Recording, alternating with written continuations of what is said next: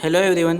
સો આ વિડીયો લેક્ચરમાં આપણે રામસ્રીન આઈપીએસ અને યુજીન્સ આઈપીએસ વચ્ચે તફાવત શું છે એની વિશે વાત કરવાની છે, બરાબર.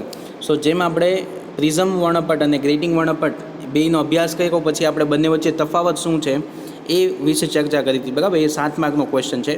એવી જ રીતે રામસ્રીન આઈપીએસ અને યુજીન્સ આઈપીએસ બંને વચ્ચેનો તફાવત સમજાવો એ 7 માર્કમાં ક્વેશ્ચન પૂછી શકાય એવો ક્વેશ્ચન છે, બરાબર. ચારે ચાર આઈપીએસ અલગ અલગ પણ પૂછી શકાય અને આવી રીતે બંને વચ્ચેનો તફાવત પણ પૂછી શકાય, બરાબર. તો સ્ટાર્ટ કરીએ.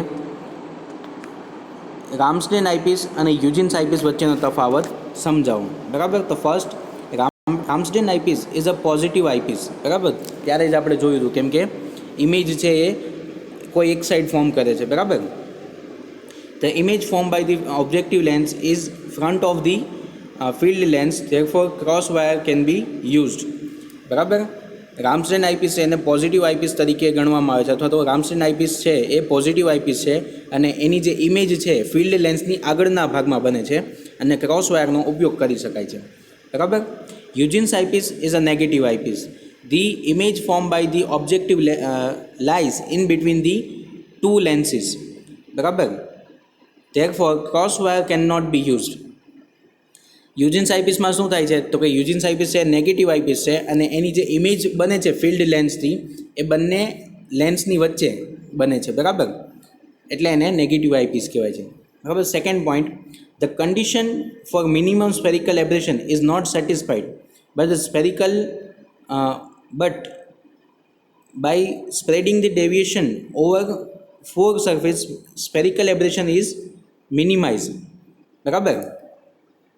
શું છે તો કે સ્પેરિકલ એબ્રેશન સાવ નથી એવું નથી, બરાબર. એની કન્ડિશન સેટિસ્ફાઈડ નથી થતી, પરંતુ એની અંદર પણ ચાર સરફેસની અંદર જે એનું ડેવિએશન છે ઇન્સિડેન્ટ રેનું એટલે કે આપાત પ્રકાશનું વિચલન છે ચાર સરફેસ એટલે કે ચાર જગ્યાએથી થાય છે.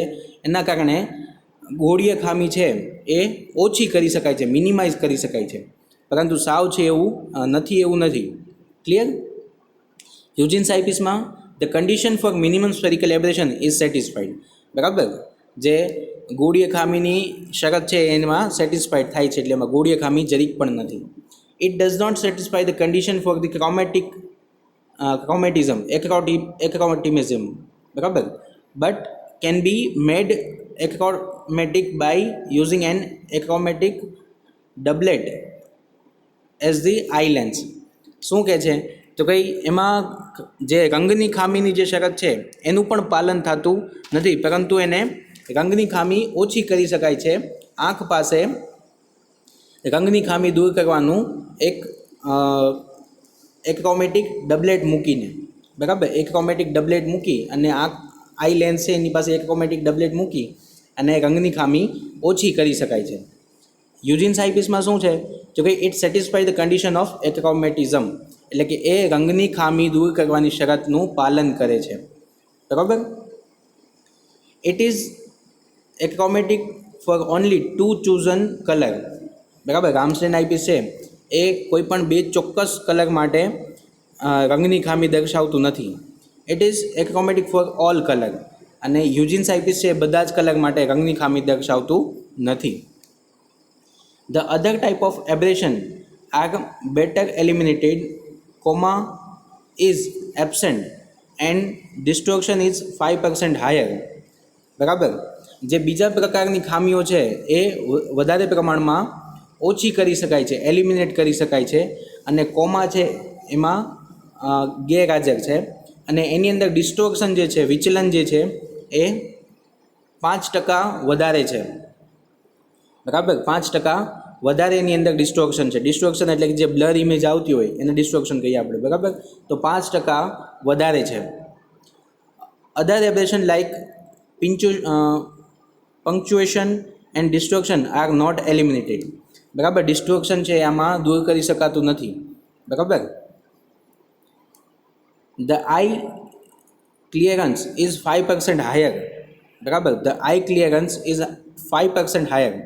જે આંખ પાસેની જે ચોખ્ખાઈ હોવી જોઈએ આઈ લેન્સ પાસેની, અથવા તો જે એનું વ્યૂ હોવું જોઈએ ક્લીન હોવું જોઈએ, એ 5% વધારે ક્લીન મળે છે. The eye clearance is too small and less comfortable, બરાબર. અહીંયા આઈ ક્લિયરન્સ છે એ ખૂબ જ ઓછું હોય છે અને ઓછું કમ્ફર્ટેબલ છે. It is used four quantitative purpose in microscope and telescope. It is used for quantitative purpose in microscope and in telescope. બરાબર. રામસ્ટેન આઈપીસ છે એ માઇક્રોસ્કોપ અને ટેલિસ્કોપની અંદર ખૂબ જ વધારે પડતી વસ્તુ જોવા માટે યુઝ થાય છે. બરાબર, કેમ કે એનું ફિલ્ડ વ્યૂ છે ખૂબ જ વધારે છે. અને Huygens eyepiece it is use for the qualitative purpose in microscope and telescope. બરાબર. ક્વોન્ટિટેટિવ એટલે શું કે એક સાથે તમે ઘણી બધી વસ્તુ જોઈ શકો, વસ્તુનું ઓબ્ઝર્વેશન કરી શકો, રીડિંગ ન લઈ શકો. બટ ક્વોલિટેટિવમાં તો કે એનું પર્ટિક્યુલર વસ્તુનું રીડિંગ પણ લઈ શકાય. બરાબર. એટલે યુજિન્સ આઈપીસ છે એ ક્વોલિટેટિવ પર્પઝ માટે માઇક્રોસ્કોપ અને ટેલિસ્કોપ બંનેમાં યુઝ થાય છે, અને રામસ્ટેન આઈપીસ છે એ ક્વોન્ટિટેટિવ પર્પઝ માટે યુઝ થાય છે. 8મો point, it's power is positive. Ramsden આઈપીસનો પાવર છે એ પોઝિટિવ છે. યુજિન્સ આઈપીસ છે એનો પાવર એ પણ પોઝિટિવ છે. બરાબર. એટલે બેના કોમન પોઈન્ટ થયા. બરાબર, ડિફરન્સ નથી. બંનેનો જે પાવર છે એ પોઝિટિવ છે. 9th point, the two principal plane are crossed. બરાબર, જે બે પ્રિન્સિપલ પ્લેન બનતા હોય એ એકબીજાને ક્રોસ કરે છે. બરાબર. Two principal plane are crossed એ પણ સેમ છે. બરાબર. ઓલામાં જોયું હતું એમ કે આવી રીતે લેન્સ બનતો હોય એટલે એકનું પ્રિન્સિપલ પોઈન્ટ બીજા ઉપર આવતું અને બીજાનું પ્રિન્સિપલ પોઈન્ટ પહેલાં ઉપર આવતું, એટલે એ જે પ્રિન્સિપલ પ્લેન હોય એ એકબીજાને ક્રોસ કરતા હોય. 10th point, it can be used as a simple microscope because the first principal plane is lies to the left of the field lens and the focal plane is real. બરાબર. જે રામસ્ટેન eyepiece છે એ simple microscope તરીકે પણ use કરી શકાય છે. શું કામ? કારણ કે એનું જે પ્રથમ પ્રિન્સિપલ પ્લેન છે, બરાબર, એ ફિલ્ડ લેન્સની ડાબી બાજુએ ફોકલ પ્લેન અને પ્રથમ પ્રિન્સિપલ પ્લેનની ડાબી બાજુએ મળે છે અને ફોકલ પ્લેન છે એ રિયલ મળે છે. બરાબર. It cannot be used as a simple microscope because the first focal plane lies to the right of the field lens and the focal plane is virtual. તમને યાદ હોય તો રામસ્ટેન આઈપીસની અંદર જે ઇમેજ અને ફોકલ પ્લેન બનતું હતું એ ફિલ્ડ લેન્સની આગળના ભાગે બનતું હતું, એટલે જ આપણે એને પોઝિટિવ લેન્સ કીધું હતું. એટલે આની મદદથી આપણે એને સિમ્પલ માઇક્રોસ્કોપ તરીકે યુઝ કરી શકીએ. બટ આમાં શું થાય છે, તો આનું કંઈ ફોકલ પોઈન્ટ છે એ બે લેન્સની વચ્ચે બને છે. બરાબર. જે પેલું ફોકલ પ્લેન છે એટલે જે પેલી ઇમેજ બનશે બે લેન્સની વચ્ચે બનશે, એટલે તમે આને સિમ્પલ માઇક્રોસ્કોપ તરીકે યુઝ કરી શકશો નહીં. 11મો point, the nodal points coincide with the principal points. એ તો બેમાં સેમ રહેવાનું. The nodal points coincide with the principal points.